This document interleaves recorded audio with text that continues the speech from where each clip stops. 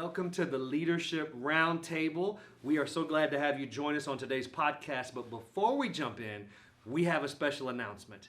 The Climb Conference is coming up at the start of 2022. And this conference is designed for pastors and their teams to come be a part of this. It is going to be January 27th through 29th. It is a time for your team to get poured into and to grow in their leadership. So you don't want to miss it. Go to climbconference.com and get your whole team here. Don't miss the early bird pricing. Now to today's episode. Today I have the privilege of talking to you about the future of volunteerism. I'm pretty excited about it because I have some new content that I've never shared before that you'll get to hear it for the first time. And whenever I do that, it's like a kid in a candy store when you get to share some new content. So thanks for having me, and let's jump in. According to the Microsoft Work Index, here's what they argue. 40% of people in the workforce are leaving the workforce or will within a year. 80% or so of job loss are directed at the lower workforce, the lower 25% of the workforce, and then 70% of employers, are struggling to find people that have the right skills and ability to do the job and the openings that they have. Well, what's happening in the business world obviously has an impact on the church world as well. And so for just a moment, I want to tell you about 4 quadrants that we believe volunteers now find themselves in, and how then we can navigate that to really identify where people best fit so that they can thrive in and within our churches. See, when I was 17 years old, a young man called Robert Jackson came alongside me, and he decided that there was something in me that he thought he should stir that gift.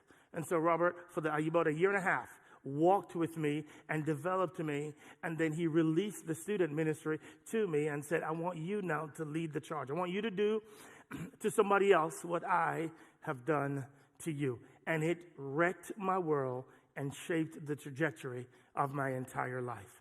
And ladies and gentlemen, we have the unique privilege of doing that. See, the church I grew up in Jamaica, let me tell you about it. There are no paid professionals. Everyone were volunteers. And so whatever role they had, nobody was paid. And so what we did was we simply looked for gifts and abilities, fanned the flame that God had put in them, and then sought to find out where they best fit. But as you know, since COVID, things have been different. And so there are 4 categories that we seek now at our church to identify volunteers in. There are 4 of them. Number 1 is volunteers as obligation, volunteers as fashion, volunteers as education, and then volunteers as passion. Volunteers as an obligation. Those are the people who they're volunteering, but they're volunteering because somebody tapped them on the shoulder and asked them to do it, and they felt kind of guilty, so they went into the ministry. It's people who are new believers perhaps, or just joined the church, and they feel that it's my spiritual duty to do something, so let me lend a helping hand, and they'll come alongside you and they'll help you out. There's some people that are doing it for multiple reasons, but because they're just saying there's something that says I need to do something, and so they get involved and they start working. The second one is volunteer as fashion. These are the individuals that come to church and they have a cohort or a group of people that they enjoy, and so they want to be wherever they are. So they go and they serve with them, and they enjoy the process of hanging out with them. And because their friends are there, they want to be there too. Then there are other people that it's a ministry that's seen and very visible. So it's fashion, it's cool to be seen. And so there's some people that come in and they want to be a part of that experience, and they want to serve because they get to be seen. And then the third one is volunteer as education.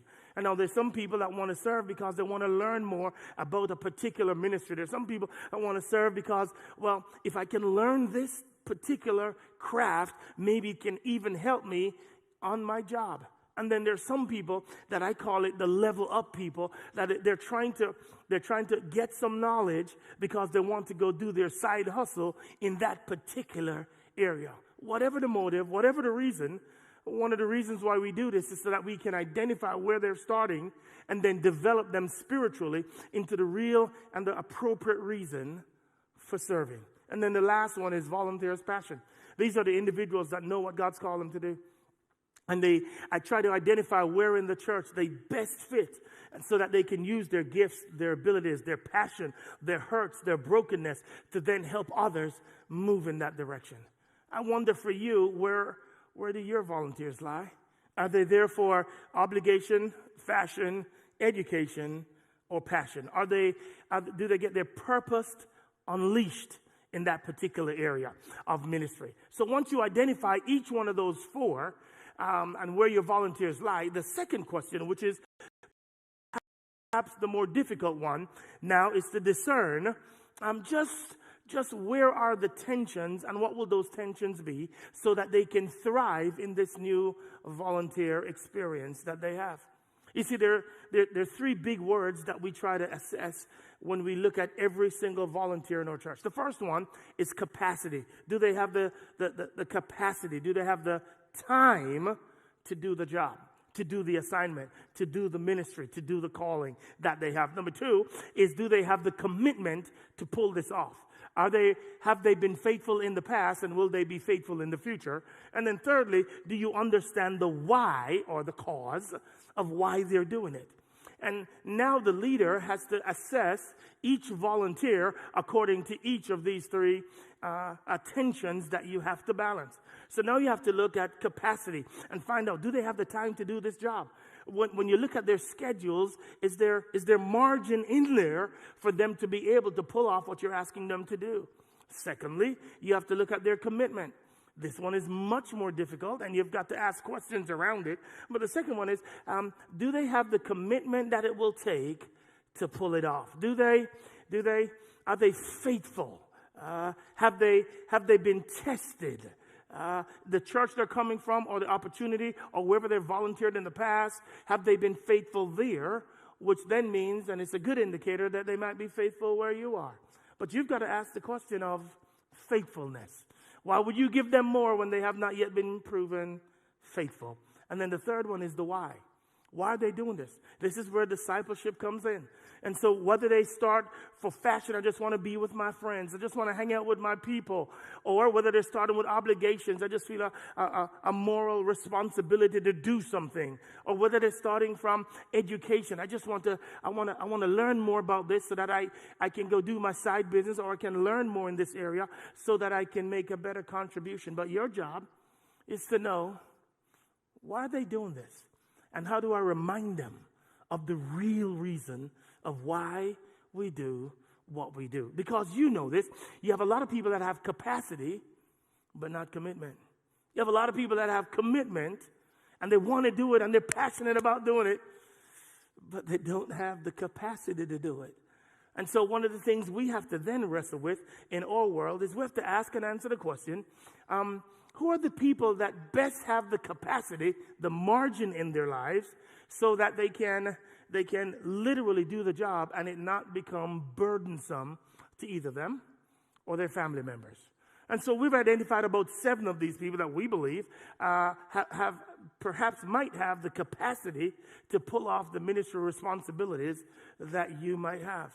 And once you get down where they are, and you look at the post-COVID volunteer, then you go to the tensions between the capacity, cause, and commitment, then there's certain people that I believe you should prioritize in your recruitment. Well, let's talk about those 7. Number 1, we believe then you should go after people who are single, people whose hearts are not divided. Paul tells us in 1 Corinthians chapter 7 that when you get married, you have a divided heart. But when you are single, you're devoted to Jesus Christ and his mission and his calling. Therefore, they should have the capacity. And when they do not, then it's our job to make sure we're discipling them in that vein. Number 2 is then the somebody who has a military background, somebody who has already answered the questions of authority, somebody who has already answered the question of command and control, somebody who already knows how to be given an assignment and execute. It usually means, at least for us, that they have They have gone through the rigors and the training, and so it's easier, we have found, to matriculate them into the volunteer process in our church. Number 3 then is the empty nesters. They're now looking for reasons bigger than themselves. They have gone through the process of taking care of their kids. They have launched all of those kids, and now they get the opportunity to, what's next for us? And oftentimes the church leaves these people out and tell them, yeah, you can go on a beach somewhere, as opposed to giving them real meaning and purpose in life to help the next generation navigate some of the same challenges that they have had. Number 4 is then the newlyweds. Come on now, you know it. They've been married for 6 months or so, and they're trying to figure out, what do we do next? And they're trying to do the career path thing and make as much money as they can. And this is where you're calling them to a higher calling, and to give them opportunities to really together minister as a couple. Because you know this, every couple has a bigger reason that God has brought them together, and it's not just for procreation. So your job and mine is to help facilitate them in that area so that they can discern what it is that God could be calling both of them to do. Number 5, we call these the retirees. They've served in corporate America, and now they're trying to figure out, what do I do now with all this newfound time? Well, guess what you get to do? You get to speak vision, and then ask them and invite them to then use their gifts and abilities now for the glory of God. Number 6 is people that have a ministry history, or PKs, or people who have in the past used their gifts and abilities. They've seen their parents do it. There might have been some church hurt, and you want to walk them through that. And right after that, then you want to invite them to something that's pretty special, as they use their gifts now, having seen it for the glory of God. And then the last one is obviously new believers. People who, they just got saved. The excitement is high. They cannot believe a great and amazing God saved them, and now they want to do everything they can for the glory of God. Well, that's the person that you want to begin the process of discipling, begin the process of mentoring and walking with them, so that ultimately they can use their gifts as you give them a gift assessment, and you know the drill, and you walk them through that process, and then you use and ask them, hey, would you mind serving in this particular capacity? Ladies and gentlemen, we've got this unique ability and this unique opportunity. As volunteerism perhaps decreases and in some places increases, to use and ask and invite people to go to another level in your relationship with them and in their relationship with Jesus Christ. You know, one of the things that breaks my heart the most is that I get to use my gifts and abilities every single week. And I get to come up here and I get to teach the Word of God, and I get to do it in the most creative way, and I'm really excited about that. But there's something that breaks my heart, and that is when I see the people that sit in our chairs week in, week out, whatever campus they're on, and I see them, and they don't get to use their gifts and their abilities for the glory of God. How is it that I get to use mine, and I get to thrive in mine, and they don't get to do it as well? And what breaks my heart, and what I pray for every single day, is that every person in every chair, wherever they're watching us from, that God uses them just as much as He uses me for His glory and for His honor. Because there is no greater calling than to use your gifts for the advancement of the gospel of Jesus Christ. Whether that's in the professional realm, at your job, whether that's at your local church, whether that's volunteering in some nonprofit organization, doesn't matter where. But here's what I want you to know, that the same exhilarating feeling you get when you get to use your gifts for the glory of God, my mission is that every person in our church gets to use their gifts with that same passion, with that same vigor for the glory of God, wherever they fit best. So it's our job to disciple them there. It's our job to inspire them there. It's our assignment to pray heaven will intercept their hearts so that they can use their gifts like you get to use yours and like I get to use yours.